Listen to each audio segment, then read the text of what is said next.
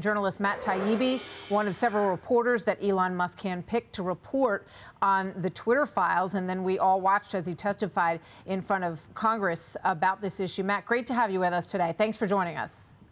Thanks for having me on. So, I guess first your reaction just as an American when you listen to this scary stuff about AI's ability to clone your family members' voices, and to the point where you think you're talking to them and they've been abducted.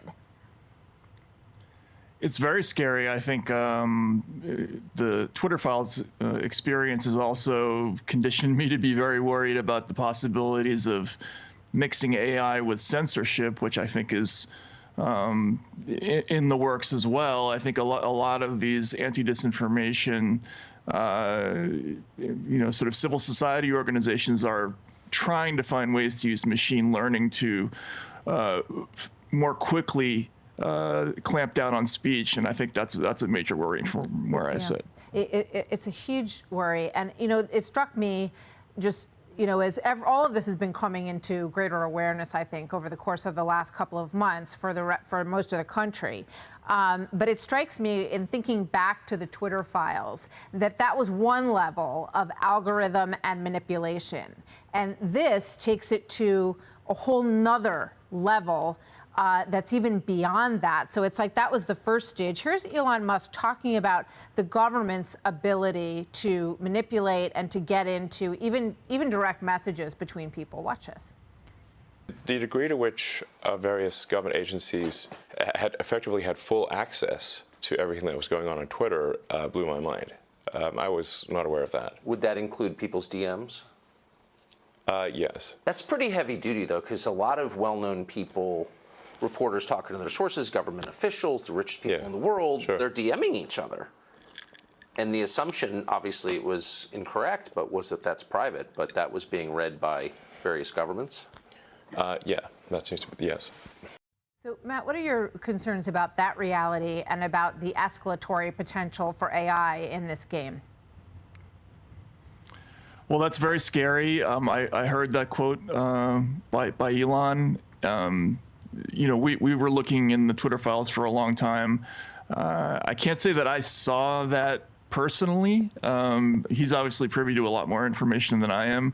We saw a couple of hints that the government, in some cases, was requesting access for things like direct messages, and there may have been some specific government agencies that had heightened access to personal data as opposed to others, but we didn't have any direct evidence of that. But certainly, once you start getting into machine learning, AI, and the growing interrelationship of government and these tech platforms, I think you're going to find that there's not going to be a whole lot that's private anymore. Yeah, as a journalist, it becomes scary on that level as well, right? How do you know that you can trust that someone is a real source and not a bot or something that has been fed to you that even when you vet it, it appears to be real?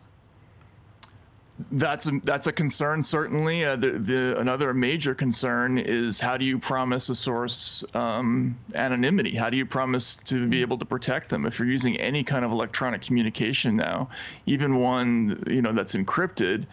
You really can't guarantee that conversation is going to stay just between the two of you. It either has to be in person, or you have to not leave a record of it somewhere, and that's also very scary. So where do you think this leads? I mean, does it? You just said so that conversation has to be in person. I'm wondering if it sends reporters and journalists back to sort of the old ways of doing things.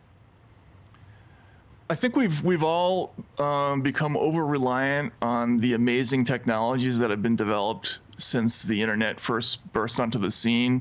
For journalists, it's such an amazing, instantaneous research tool that some of us got out of the habit of just talking to ordinary people. We went searching for links instead of making phone calls, and steadily we became more and more dependent upon the things that machines can do for us. But that turns out to be a problem in the end. If once you start getting into AI, you might be able to lose your own autonomy about certain issues, and you might be able to lose control of your life, which is certainly something that's happened to people who've fallen afoul of certain algorithms on the internet. Yep. Matt, I want to ask you about your sort of open discussion or spat or whatever you want to call it with Elon Musk, because he is restricting you or from putting your articles on Twitter because you're also putting them on Substack, who he sees as a competitor. What do you want people to understand about that? I think this is a misunderstanding. I mean, I was working at Substack when I was a Substack contributor when I started doing the Twitter files. I feel like I'm caught in the middle of a dispute between two companies. I like Elon a lot. I think he's got a lot of good qualities, and I think he did a tremendous thing for the public in opening up the Twitter files for the population to see. I hope he continues doing that. You know, if he's not happy with me, there's lots of other journalists who can do that job. But it's unfortunate because I think, you know, this whole situation, people learned a lot, you know, a lot of things that they would never have learned without, you know, him making that very, very significant decision. But if he's shutting you down, do you think that he is the proponent of free speech that he purports to be? Well, that's clearly problematic, right? I mean, I think that's one of the things I feel saddest about is that it undermines the argument, you know, that we need free speech across the internet when the person who, you know, identified initially as a proponent of free speech is, you know, blocking somebody because, you know, they're part of a commercial dispute or for some other reason. People see that. I actually think the algorithmic censorship is much more dangerous and much more severe, but these individual instances of sort of cartoon censorship are what people are going to pay attention to. All right. It's good to talk to you. We'll follow that story and see where it goes. I hope you'll come back and join us again. Thank you very much, Matt.